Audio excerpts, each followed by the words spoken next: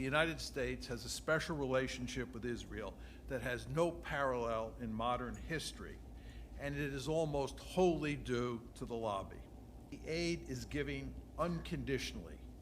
In other words, Israel gets this aid even when it does things that the United States opposes, like building settlements in the West Bank. Only someone who is blind and deaf would not recognize that the United States is deeply committed to defending Israel's behavior at almost every turn. Public support for Israel in the United States has never been particularly strong. One way that the lobby deals with this thin support is to have significant influence both inside the Democratic and Republican parties. There has been a marked erosion in support for Israel within the Democratic Party in recent years, which raises serious questions as to whether the lobby will be able to maintain bipartisan support for the special relationship in the years ahead.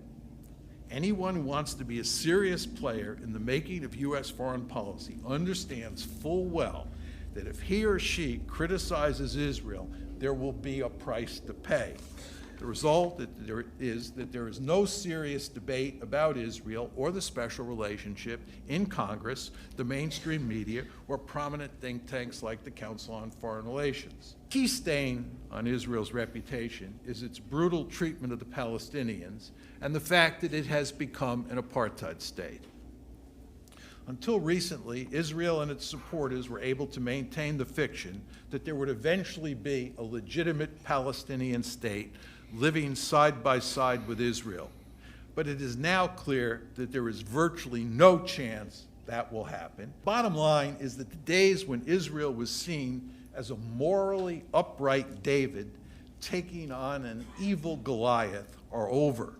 The damage to Israel's reputation probably started in 1982 when it invaded Lebanon, but it has accelerated at a marked pace over the past decade. Where the lobby almost always wins is on matters relating to the Palestinians and financial support for Israel.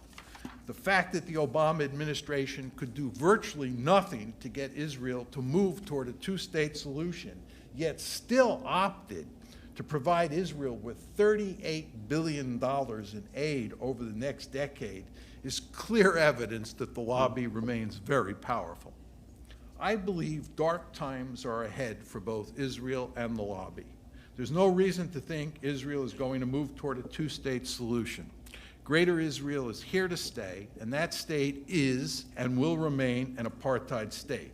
It will probably take another 20 or 30 years before we understand how this conflict will ultimately be resolved, or maybe not resolved. Regardless of the outcome, I am deeply sad to say that the decades ahead promise abundant trouble for Israel and especially for the Palestinians.